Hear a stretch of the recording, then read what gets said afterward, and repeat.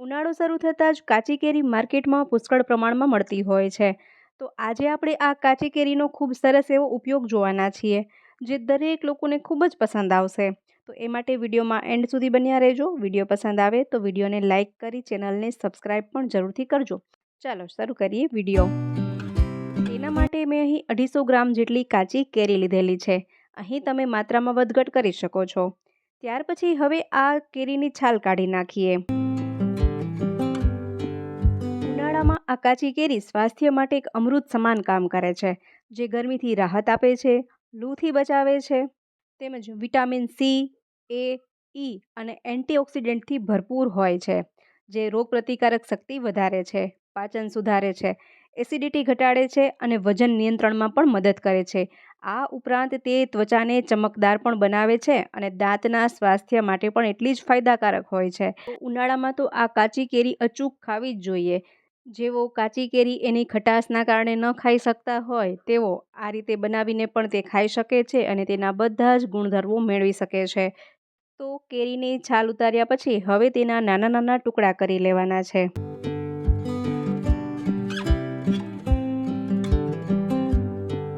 તો અહીં મેં કેરીના ટુકડા કરી લીધા છે. ત્યાર પછી હવે આપણે કુકર લઈશું અને કુકરમાં આ બધા જ ટુકડાને ઠાલવી દઈએ.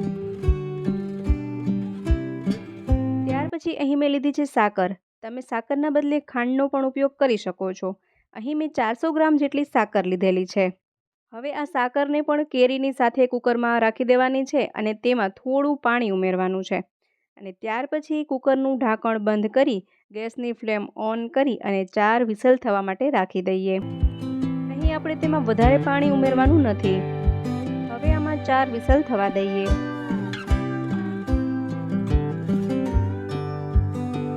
4 વિસલ થઈ જાય ત્યાર પછી કુકર ઠંડુ થઈ જાય ત્યાર પછી આપણે તેને ખોલીને જોઈએ તો સાકર અને કેરી આ રીતે સરસ બફાઈ ગયા હોય છે. અહીં કેરીના હજુ ટુકડા છે. આ રીતે બફાઈ જાય ત્યાર પછી આપણે તેને સરસ રીતે મિક્સ કરી લેવાનું છે. તે બફાતા તેનો કલર થોડુંક ચેન્જ થઈ જાય છે. ફ્રેન્ડ્સ, વિડીયોમાં એન્ડ સુધી બન્યા રહેજો. આ રેસીપી તમને 100% ખૂબ જ પસંદ આવશે. ઘરના દરેક સભ્યોને પણ ખૂબ જ ભાવશે. ત્યાર પછી હવે આપણે તેનો મસાલો રેડી કરીએ. તેના માટે અહીં મેં અડધી ચમચી મીઠું લીધું છે. ત્યાર પછી અડધી ચમચી જલજીરા પાવડર લઈએ, અડધી ચમચી મરીના દાણા લઈએ, 1.5 ચમચી વરિયાળી લઈએ. ત્યાર પછી 1 ચપટી શેકેલા જીરુંનો પાવડર લઈએ. હવે આ બધી જ વસ્તુઓને એક મિક્સર જારમાં ઉમેરી અને સરસ રીતે પાવડર ફોર્મમાં પીસી લેવાની છે. અહીં તમે જલજીરાની બદલે સંચળ અથવા તો ચાટ મસાલાનો પણ ઉપયોગ કરી શકો છો. તો અહીં દરેક વસ્તુ મેં સરસ રીતે પીસી લીધી છે. જો એકદમ પાવડર થઈ જાય એવી રીતે પીસવાનું છે. ત્યાં સુધીમાં આ મિશ્રણ પણ ઠંડુ થઈ ગયું છે. હવે આપણે જે પાવડર રેડી કર્યો છે તેને આ મિશ્રણની સાથે જ ઉમેરી દઈએ અને તેને સરસ રીતે મિક્સ કરી લઈએ. આ મિશ્રણને તેમાં મિક્સ કરતા એકદમ ઘાટો કલર બને છે. હજુ તો આમાં ઘણી વખત કલર ચેન્જ થતો રહેશે. ત્યાર પછી હવે આપણે ફરીથી મિક્સર જાર લઈએ અને આ મિશ્રણને પીસી લેવાનું છે, જેથી કે જે કેરીના ટુકડા છે તે સરસ રીતે પીસાઈ જાય.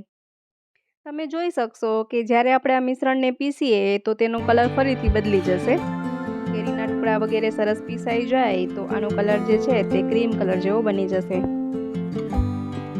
જો તમે આનો કલર ગ્રીન રાખવા માંગતા હોય તો આને આપણે પહેલાં પીસી લેવાનું છે અને ત્યાર પછી આપણે જે પાવડર રેડી કર્યો હતો એને પછી આપણે ઉમેરીશું તો તેનો કલર લીલો જળવાઈ રહેશે. આ રીતે સાથે મિક્સ કરી અને પીસીએ તો તેનો કલર કંઈક આ રીતે બને છે. હવે અહીં સરસ રીતે પીસાઈ ગયું છે. હવે તેને એક અલગ વાસણમાં કાઢી લઈએ. તો જો પહેલાં આ રીતે પીસ્યા પછી જે આપણે મસાલો બનાવ્યો હતો, જે પાવડર બનાવ્યો હતો તે ઉમેરવામાં આવે તો આ મિશ્રણનો કલર લીલો જળવાઈ રહેશે. પરંતુ મને આ કલર પસંદ છે તો મેં આ રીતે પહેલાં જ તેમાં બધી વસ્તુઓ મિક્સ કરી અને આ રીતે રેડી કર્યું છે. તો આવું ઘાટું મિશ્રણ બનીને રેડી થાય છે. આમાં આપણે વરિયાળી ઉમેરેલી છે, મરીના દાણા ઉમેર્યા છે, ચટપટા ટેસ્ટ માટે જલજીરા પાવડર, કાચી કેરી, દરેક વસ્તુનું મિશ્રણ બનાવી અને આ જે રેડી કર્યું છે તે ટેસ્ટમાં એટલું બેસ્ટ લાગે છે અને આ દરેક વસ્તુ ઉનાળા માટે એટલી જ ફાયદાકારક ગણી શકાય છે. ત્યાર પછી આ મિશ્રણ ઠંડુ થઈ જાય ત્યાર પછી આપણે કોઈ પણ એક બોટલ લઈશું. અહીં મેં કાચની બોટલ લીધેલી છે અને તેમાં આ મિશ્રણને ભરી લેવાનું છે। હવે તેનું ઢાંકણ બંધ કરી અને આને સ્ટોર કરી અને 2 થી 3 મહિના સુધી સ્ટોર કરીને રાખી શકાય છે। જો આને વધારે માત્રામાં બનાવીએ તો આપણે ઘણા સમય સુધી તેને સ્ટોર કરીને રાખી શકાય છે અને આને ફ્રીજમાં રાખી દઈએ તો તે બગડતું નથી। ત્યાર પછી આનો મસાલો રેડી કરવાનો છે। તો અહીં આપણે એક વાસણમાં થોડું મીઠું છાંટીએ, ત્યાર પછી થોડું મરચું પાવડર ઉમેરીએ અને ત્યાર પછી થોડો જલજીરા પાવડર ઉમેરીએ। હવે અહીં આપણે એક કાચના ગ્લાસ લઈશું અને આ કાચના ગ્લાસની કિનારીને પહેલાં પાણીવાળી કરી લેવાની છે અને ત્યાર પછી આ રીતે ગ્લાસ કરી અને આ બધો જ મસાલો જે છે તેને કિનારી પર ચોંટાડી દઈએ। જો ખૂબ જ મસ્ત ટેસ્ટ આવશે આ રીતે। બીજા ગ્લાસમાં પણ સેમ એ જ રીતે આપણે મસાલો ચોંટાડી દેવાનો છે।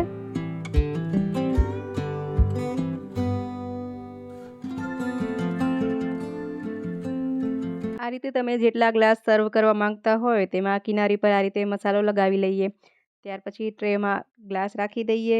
હવે આપણે જે આ મેંગો પન્ના બનાવ્યું છે તેને 2 થી 3 ચમચી જેટલું ગ્લાસમાં ઉમેરીએ। ત્યાર પછી તેમાં ઠંડુ પાણી ઉમેરવાનું છે અને તેને સરસ રીતે મિક્સ કરી લઈએ।